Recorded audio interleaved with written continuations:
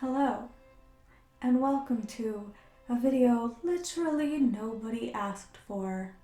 I am your host, Samantha Snow, and I am here to talk about a 36-year-old movie. Now, you may ask, Sam, why are you talking about this movie made in 1985? Well, it's my favorite. And I talk about it literally all the time, and my husband and my sister are no longer listening to me. So, hey internet friends, you get to listen to me now.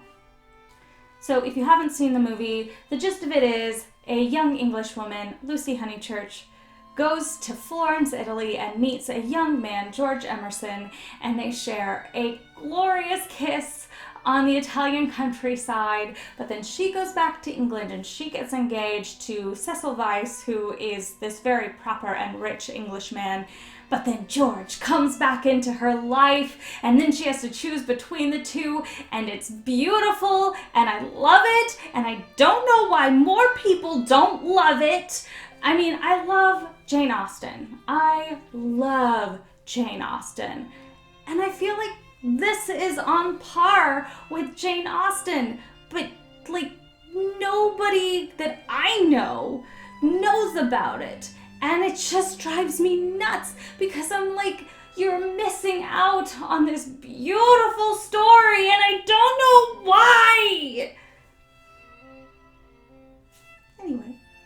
Now, to be clear, I am talking about the 1985 version and not the 2007 version. I don't like the 2007 version. I just feel like the writers just completely missed the point of the book because it's Lucy's coming of age story. She goes to Italy and she meets these people that just kind of question the Victorian values that she was brought up in. And it's not until Miss Bartlett betrays her that she realizes that propriety does not always mean truth and honesty, and she's able to accept those newer liberal values that have creeped into her head. But in the 2007 version, they give it this sad ending, which makes it no longer Lucy's story, it's George's story. And it just doesn't have the same that the book and the 1985 version has, you know? So I've watched this movie a literal gazillion times. I watch it every time I'm sad, which I sad a lot. And I've also read the book about as many, because usually I go, I'm sad, I'm gonna watch the movie. And then the movie's over and I'm like, I'm still sad, I'm gonna read the book. And then I get sad that the book's over and then I'm like, I'll watch the movie. So, yeah, that's how it goes. And it's really just an absolute immaculate movie. It is gorgeous. There's just one scene that bothers me. At the very end, when they're back in Italy, and they're sitting in the window with the view, and he bites her boob. And, like, it is steamy. But also, the actor in me goes, did she know he was going to do that? Did Julian Sands just get way too into it? Did they ask her if that would be okay? I just feel bad for poor 18-year-old Helena Bonham Carter because, like, he bites her boob. Where was I? Costumes. The costumes in this movie are just gorgeous. They won an Oscar for Best Costume, as well they should. There is nothing I like more than a movie that uses costumes repeatedly, that kind of mimics the way that an actual person's wardrobe works, instead of just beautiful costume after beautiful costume after beautiful costume, which This movie kind of does. There's a lot of costumes in this movie, but they reuse, say, the white dress twice with a different chemisette underneath it. They also use the dinner dress twice. I find her dinner dress fascinating because they use it at the beginning of the movie, and she's got like that little collared shirt underneath, which makes her look very young and innocent. And then at the end, she doesn't have a little chemisette underneath it, and she looks gorgeous and womanly. And it's great because it's the scene where she tells Sissel that she no longer wants to marry him. I think it's a great way that they showed how much she has matured over this movie.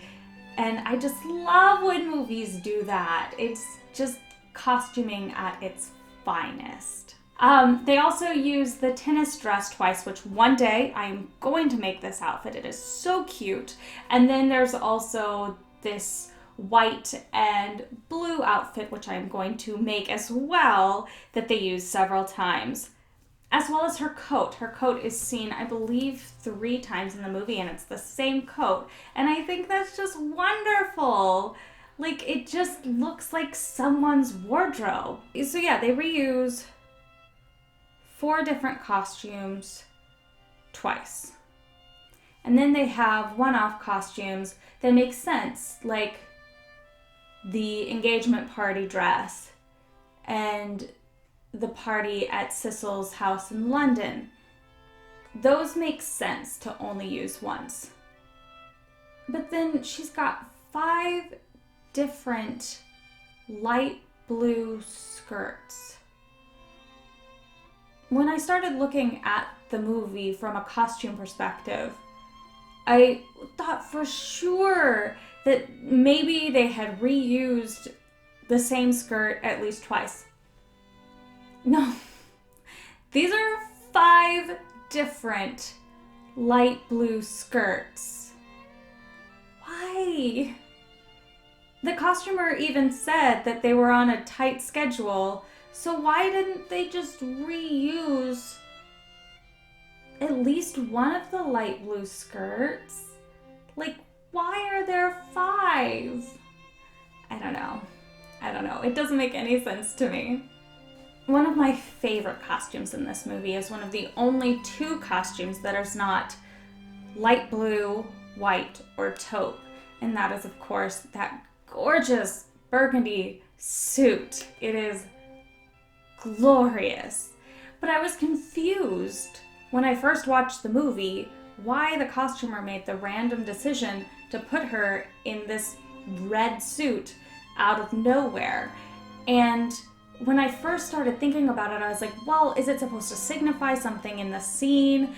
But nothing in the movie gives away why this suit may be red. Because I was like, well, if it was in a different part of the movie, it would make sense that maybe it has something to do with George or something to do with Sissel. But it was just a random red suit until I read the book. The book also lists it as a red suit. It's like the one time where he is very specific that the book is red, the suit is red, and her engagement ring has rubies.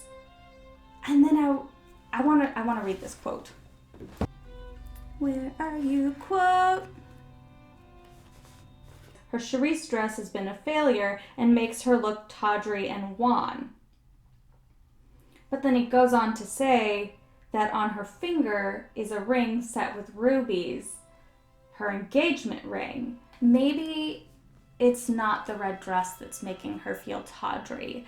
Maybe it's the ring that matches the dress, because in this chapter and in this section of the movie, she is clearly annoyed with Sissel's pretensions. And so maybe her feeling tawdry in the dress is her